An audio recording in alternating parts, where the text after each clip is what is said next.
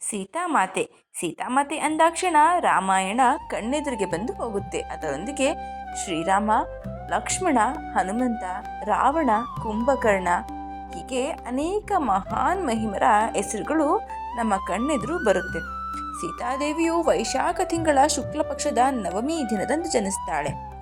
ರಾಮಚರಿತ ಮಾನಸದಲ್ಲಿ, ವಾಲ್ಮೀಕಿ ರಾಮಾಯಣದಲ್ಲಿ ಸೀತಾದೇವಿಯ ಕುರಿತು ಅನೇಕ ಆಶ್ಚರ್ಯಕರ ಉಲ್ಲೇಖಗಳು ಇರೋದನ್ನು ನಾವು ಕಾಣಬಹುದು.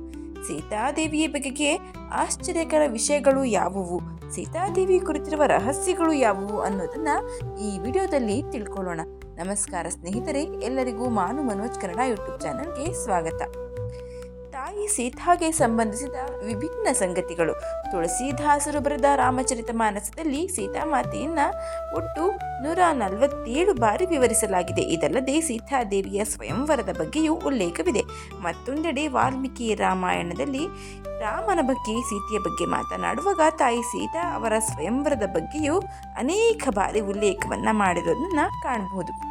ಮಾರ್ಗಶಿರ ತಿಂಗಳ ಶುಕ್ಲ ಪಕ್ಷದ 5ನೇ ದಿನದಂದು ಶ್ರೀರಾಮ ಮತ್ತು ಸೀತಾಮಾತೆ ವಿವಾಹವಾಗ್ತಾರೆ ಅಂತ ತುಳಸಿದಾಸರು ಬರೆದಿದ್ದಾರೆ. ಆದರೆ ವಾಲ್ಮೀಕಿ ರಾಮಾಯಣದ ಪ್ರಕಾರ ಸೀತಾದೇವಿಯು ಸ್ವಯಂವರಕ್ಕಿಂತ ಮದುವೆಯ ಬಗ್ಗೆ ಹೆಚ್ಚು ಕಾಳಜಿ ವಹಿಸ್ತಾಳೆ. ಇದರ ಪ್ರಕಾರ ಅವರು ಕೇವಲ 6 ವರ್ಷ ಚಿಕ್ಕವರಿದ್ದಾಗಲೇ ವಿವಾಹವಾದರು ಅಂತಾನೂ ಹೇಳಲಾಗುತ್ತೆ.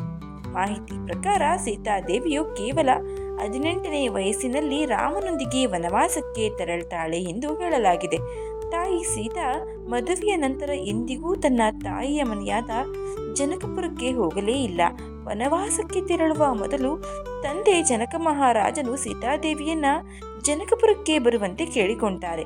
ಆದರೆ ಸೀತಾ, ನಾನು ನನ್ನ ಪತಿ ಧರ್ಮವನ್ನ ಬಿಟ್ಟು ಎಲ್ಲಿಗೆ ಬರೋದೇ ಇಲ್ಲ ಎಂದು ಹೇಳಿ ಪತಿಯೊಂದಿಗೆ ಕಾಡಿಗೆ ತೆರಳುತ್ತಾಳೆ.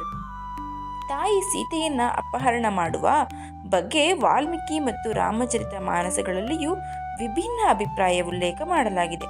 ವಾಲ್ಮೀಕಿ ರಾಮಾಯಣದ ಪ್ರಕಾರ ರಾವಣನು ತಾಯಿ ಸೀತೆಯನ್ನ ಚಿನ್ನದಿಂದ ಮಾಡಿದ ದೈವಿಕ ರಥದಲ್ಲಿ ಕುಳ್ಳಿರಿಸಿಕೊಂಡು ಅಪಹರಣ ಮಾಡಿದನು ಅಂತ ಉಲ್ಲೇಖ ಮಾಡಿದರೆ, ತುಳಸಿದಾಸರ ರಾಮಚರಿತ ಮಾನಸದ ಪ್ರಕಾರ ರಾವಣನು ಸೀತಾದೇವಿಯನ್ನ ಪುಷ್ಪಕ ವಿಮಾನದಲ್ಲಿ ಅಪಹರಿಸಿದನು ಎಂದು ಉಲ್ಲೇಖ ಮಾಡಲಾಗಿದೆ.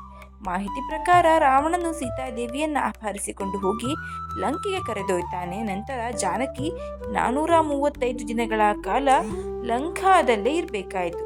ಸೀತಾದೇವಿಯು ಲಂಕಾದಿಂದ ಹಿಂದಿರುಗಿದಾಗ ಅವಳಿಗೆ 33 ವರ್ಷ. ಆದರೆ ಇಲ್ಲಿ ಅಚ್ಚರಿಯ ವಿಷಯವೇನೆಂದರೆ, ರಾವಣ ಸೀತೆಯನ್ನ ಅಪಹರಿಸಿಕೊಂಡು ಲಂಕಾಗೆ ಹೋದರೂ ಕೂಡ ಆತನೊಂದಿಗೆ ಸೀತಾದೇವಿಯ ನೈಜ ರೂಪ ಇರಲಿಲ್ಲ.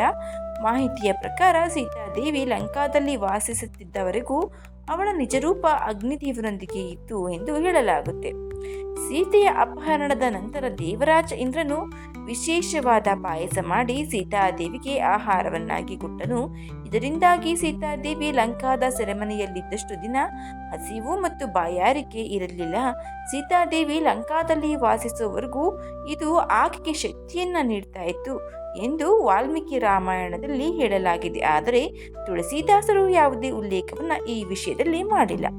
ವಾಲ್ಮೀಕಿ ಆಶ್ರಮದಲ್ಲಿ ತಾಯಿ ಸೀತೆ ಲವ ಮತ್ತು ಕುಶ ಎನ್ನುವ ಮಕ್ಕಳಿಗೆ ಜನ್ಮ ನೀಡಿರುವ ಬಗ್ಗೆ ವಾಲ್ಮೀಕಿ ರಾಮಾಯಣದಲ್ಲಿ ಉಲ್ಲೇಖಿಸಲಾಗಿದೆ. ಆದ್ದರಿಂದ ಆ ಸಮಯದಲ್ಲಿ ಅವರ ಕಿರಿಯ ಸಹೋದರ ಶತ್ರುಘ್ನ ಕೂಡ ಅದೇ ಆಶ್ರಮದಲ್ಲಿದ್ದರು.